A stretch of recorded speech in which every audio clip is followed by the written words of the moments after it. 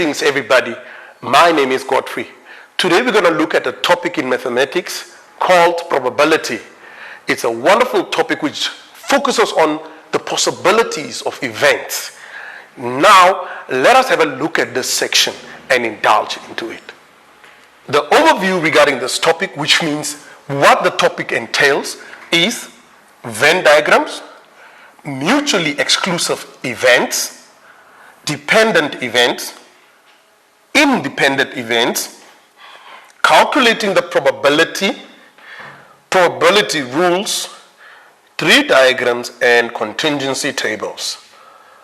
But for today, we're going to focus our revision on Venn diagrams, mutually exclusive events, calculating probability, the probability of event A and B, complementary rule, the probability of event A or B rule, and the probability rule for independent events. So when you look at question 1, it says a survey was carried out with 240 customers. This is important. Who bought food from a fast food outlet on a particular day? The outlet sells cheese, very important, cheeseburgers, we say cheeseburgers, so it's denoted by C, bacon burgers denoted by B, vegetarian burgers denoted by V. So that is also very important. Then the Venn diagram below shows the number of customers who bought different types of burgers on the day. So there is the Venn diagram, and we can have a look at quickly what we're having in this Venn diagram. We said cheeseburgers, we have bacon burgers, and vegetarian burgers. These are the burgers that we are having. And as you can see what is happening, the S stands for sample space. And all the information that is in there is the information that is related to the different kinds of burgers. The one which is outside actually represents none of the three types of burgers. And so now we can go further and look at the question. 1.1 says, how many customers did not, very important, buy burgers on their day? Did not. So what are we having here? We can see that your answer is definitely going to be 5. So our answer is going to be 5. Why do we say 5?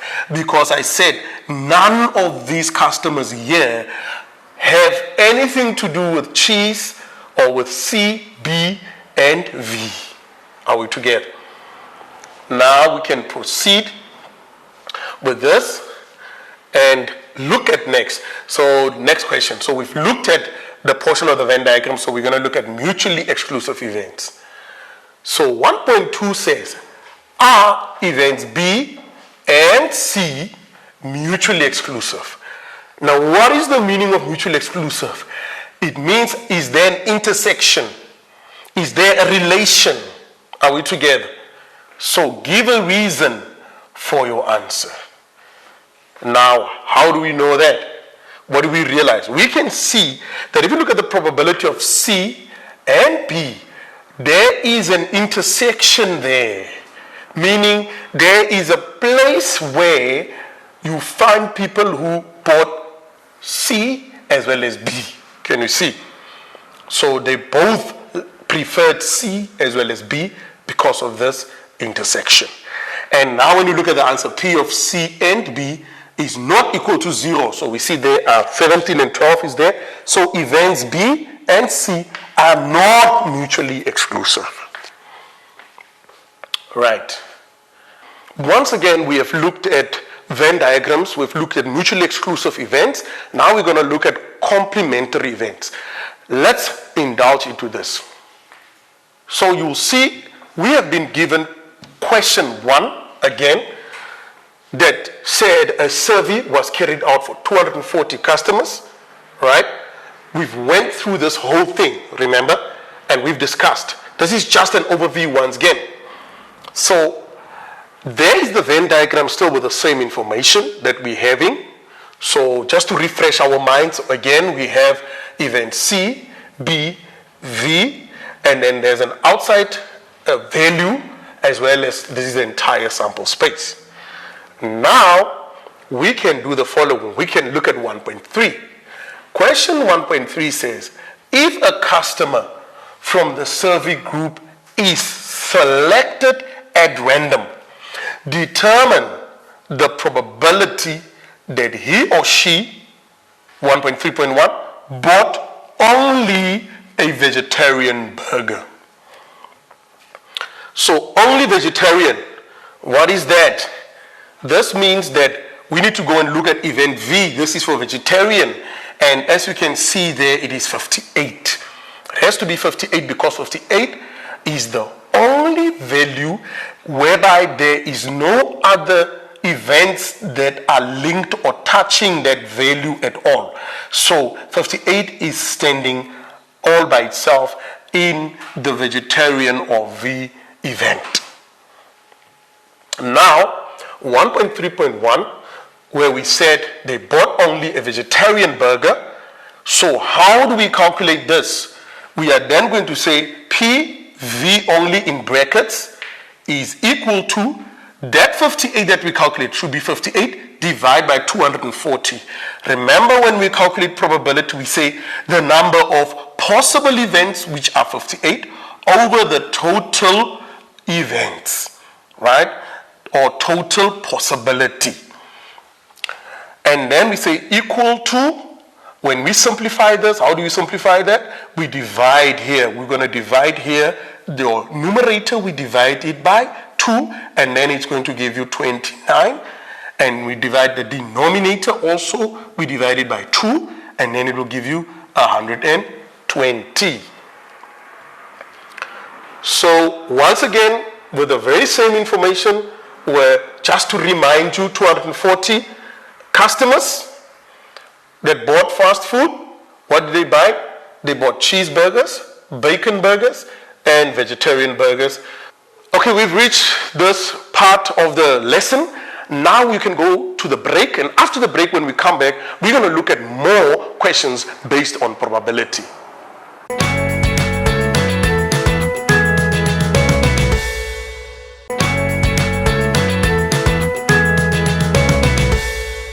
Welcome back, everybody. I hope you've enjoyed the break. We're going to indulge on another section of this probability. And when you look at it, we're going to be looking at P probability of A and B. That is where our focus is going to be. So when you look at question 1.3, question 1.3 says to us, if a customer from the survey group is selected at random, determine the probability that he or she 1.3.2 bought a cheeseburger, look at that, and a bacon burger. Very important. Now, cheeseburger and, so we're going to focus on one.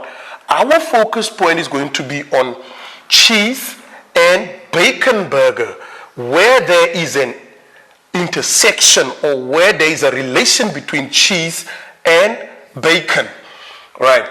What do we see? We can see that in the middle, we are having 17, whereby customers bought cheese as well as bacon, right? And then we have another value, which is 12.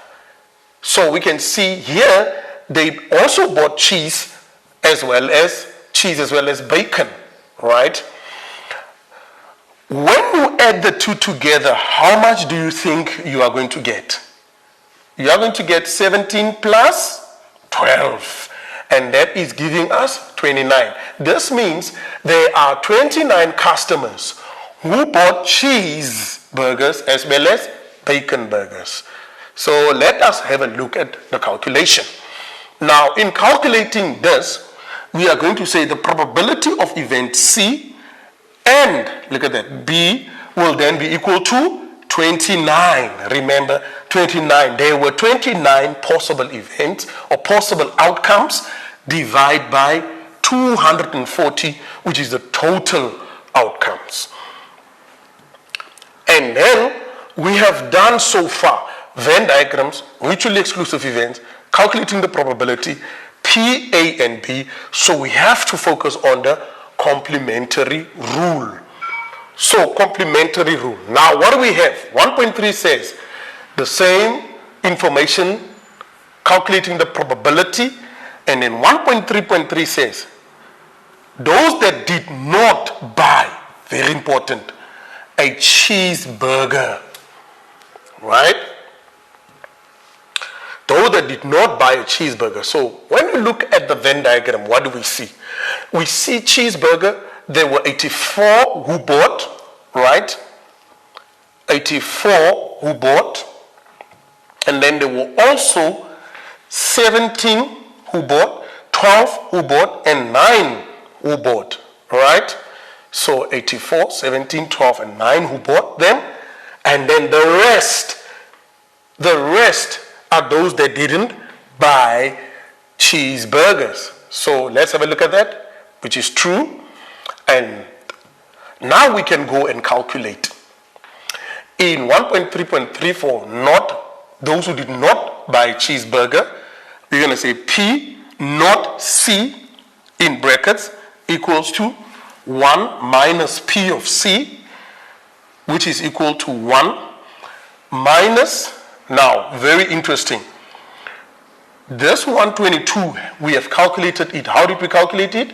By taking all those who bought cheeseburgers, we added the 84 and all the other values, we added them together, and then it gives you 122 over the total of 240 outcomes. Then when you calculate this, 1 minus, how are you going to do this? You're going to say 240 over 240, that is 1. That is 1. Are we together? Minus the 122 over 240. Now this is straightforward.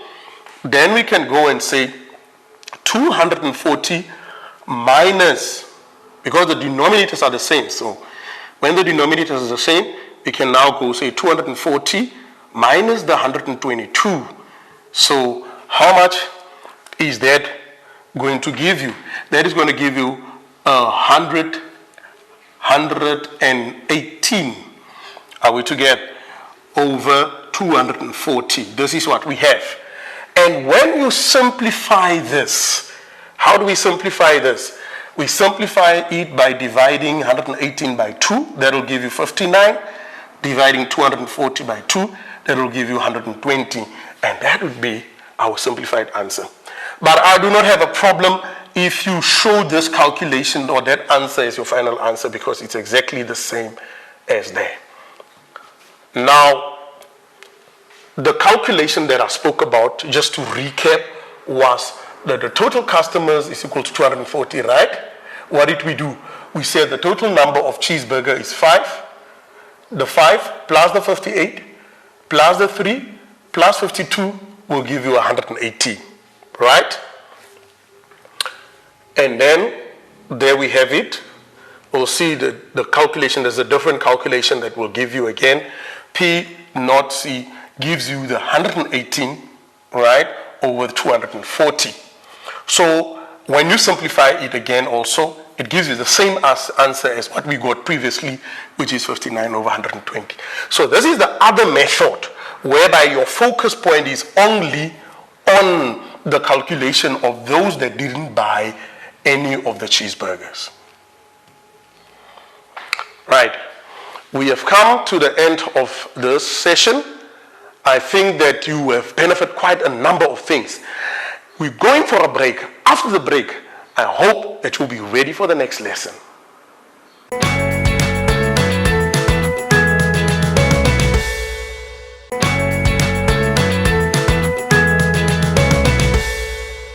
Guys, welcome back once again to the next lap of this probability.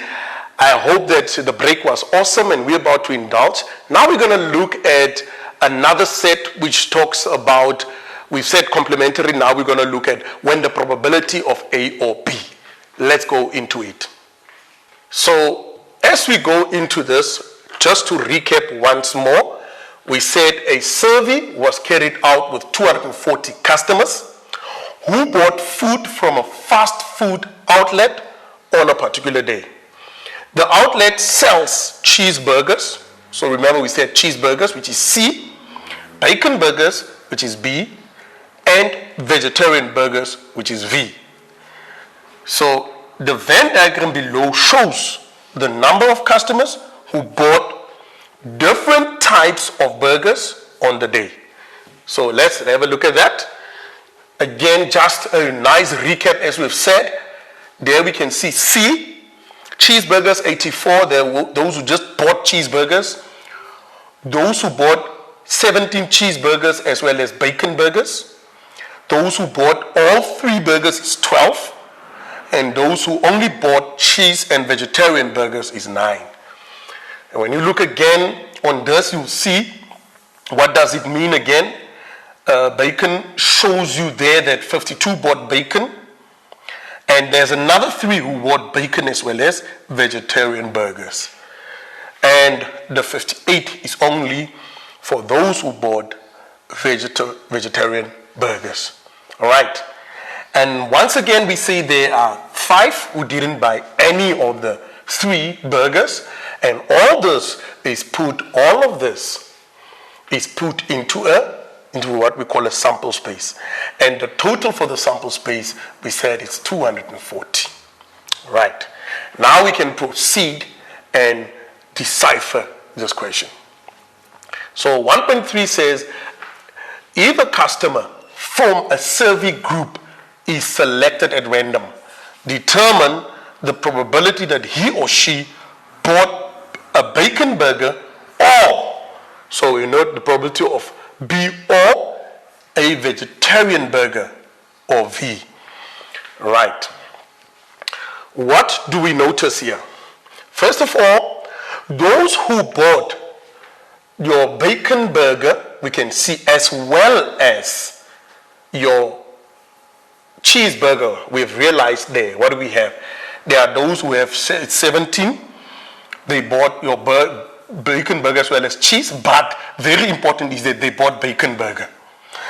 And those who bought only bacon burger, you'll see is still bacon burger, it's 52. The 12, they also bought bacon.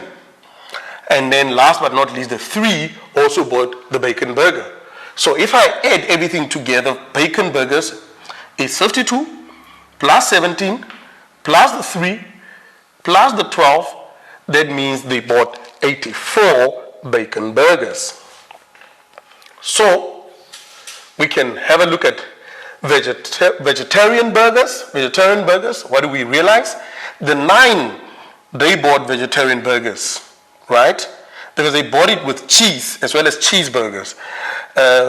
12, so it's related to V as well. And we said the 9 is related to V. And 58 is related to V, as well as 3 is related to V. So, in short, what do we say? Those who bought vegetable burgers or vegetarian burgers is the 58 plus 9 plus the 3 plus the 12 is a total of 82. Right? And those who bought both the burgers, which burgers? The bacon burgers as well as the vegetarian burgers, what do we have? Is the ones who bought the 12 plus the 3. Those are the ones that have been bought. So here is the 3 plus 12. It gives you a total of 15. Now I can proceed to 1.3.4. It says bought a bacon burger or vegetarian burger. Remember, we're just repeating this, going through this once more. How do we calculate that? We say P of B or V, which is in brackets, is equal to the probability of B plus the probability of V minus the probability of B and V. So remember, we said those who only bought the bacon were 84. So 84 possible outcomes divided by the total outcomes, 240, plus those who bought V, vegetarian burgers, were 82. So out of the total of 240, and then we now say minus Those who bought both, remember we said is the 3 plus the 12, which gave us 15. So out of 240. Now we can go and calculate this. Simply by saying 84 plus 82 minus 15, that will give us 151. Out of, remember the denominators are the same, so that will give you out of a total of 240. So far, boys and girls, what we have done a number of stuff. We are going to the last portion of this topic whereby we will be able to wrap everything up. Let us get into it. What we have done up to so far, as I've emphasized is our Venn diagram, mutually exclusive events, calculating the probability of A and B, complementary rule, and then we did now probability of A or B rule. So now we're going to wrap this up with the last part, which is the product rule for independent events. So question 2. Given the probability of A being equal to 0.12, the probability of B being equal to 0.35, so the probability of A or B also given is 0.428. The question says determine whether events A and B are independent or not. And it says show all relevant calculations used in determining the answer. So let's talk about the terminology and the rules. What are the terminology? We have independent events. What is an independent event? Independence, it means that knowing the outcome of B does not affect the probability of A. This means that the probability of A will remain the same regardless of the probability of B or the outcome of B. Meaning, in terms of calculation, the probability of A and B is equal to, now we look at the product. It is the product or the probability of A multiplied by the probability of B. So, in answering this question, what do we do? First of all, we know that the probability of A or B equals to the probability of A plus the probability of B minus the probability of A and B. So, what is the probability of A or B? That is equal to, it's given to us 0.428. So we substitute that into the equation, 0.428 equals to the probability of A is 0.12, the plus the probability of B, which is 0.35, minus. Now, what we don't have is the probability of A and B. That is the unknown. So for us to calculate that, first of all, we're going to take this probability of A and B, we're going to take it to the left-hand side. Then we'll have it, remember it's negative here. So then it's going to be positive on the left-hand side as probability of A and B. Then we take 0.425 to the right-hand side. It is positive on this side, on the left-hand side. Therefore, it will be negative on the right-hand side. Now, using the calculator, we're going to say 0.12 plus 0.35 minus 0.428, and therefore the probability of A and B will be equal to 0.042. So once we have that, remember we have already have the given information of the probability of A being equal to 0.12. There it is. We know that the probability of B is 0.35. We also know that the probability of A or B is 0.425. And remember now, previously what did we do? We calculated the probability of A and B to be equal to 0.042. Now we can proceed to calculate the probability of A multiplied by the probability of B will be equal to What do we know? What is the probability of A? It is 0.12. What is the probability of B? The probability of B there it is 0.35. So it's 0.12 multiplied by 0.35. Using your calculator, you're going to get, it's going to be equal to 0.042, right? So the probability of A and B will then be equal to the probability of A multiplied by the probability of B. Remember, we calculated the probability of A and B to be 0.042. And now we also calculated the probability of A multiplied by the probability of B to also be 0.042. So meaning they are equal. And therefore, if they are equal, it means events A and B are independent events. So in summary, let's talk about our summary. What have we done? What have we learned? We learned about Venn diagrams. We learned what the sample space is and that it is S. So, and we realized that the sample space was everything inside the box, which totaled 240.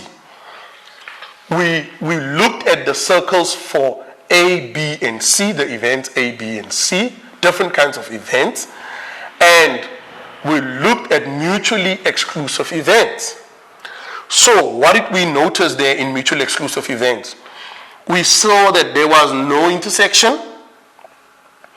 And when we spoke about there is no intersection, or there is them, we could have also said there is an intersection, right? Intersection meaning there were customers who preferred your cheeseburger as well as your bacon burger. There is an intersection.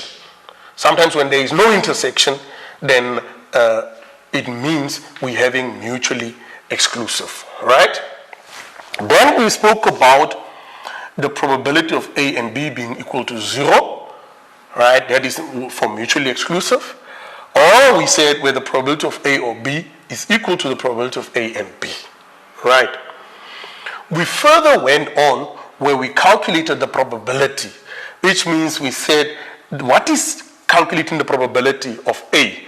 It means it is the number of outcomes, possible outcomes in events A, divided by the number of outcomes on the sample space, meaning the total number of outcomes, right?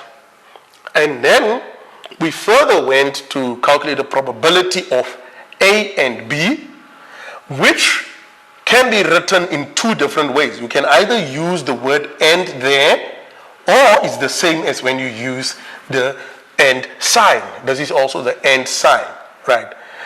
And then we went to work with complementary rule. So the complementary rule, what was it all about? And very interesting, when we say the probability of not A, we are saying that everything that is A, everything that is the probability of A, because the total probability, it totals to 1. When we talk about probability, it amounts to 1. So everything that is A, when you subtract it from the 1, then you'll be left with what is not A, the probability that is not A. And that was our complementary rule. Then we looked at the probability of A or B, that rule as well, and look at the notation. We can also use the or sign, is a different sign. And that was the probability of A plus the probability of B minus the probability of A and B. And what does this mean? Because we say it can be A or B. So this means that wherever we are having the probability where there is an intersection, where A and B has an intersection, then we subtract that so that we are left with either A or either B. And that would give us the probability of A or B. And then we looked at the product rule for independent events. So the product rule here, what happened? We saw that P, A, and B, remember, must be equal to the probability of A multiply. And this is the word multiply can be interchanged with product. And multiply by probability of B. And when these two are equal, then it means we are having independent events. So we have come to the end of today's lesson. I hope that you have learned a lot and if you enjoyed how to work with probabilities. I wish you all the best. My name is Godfrey and I'm out.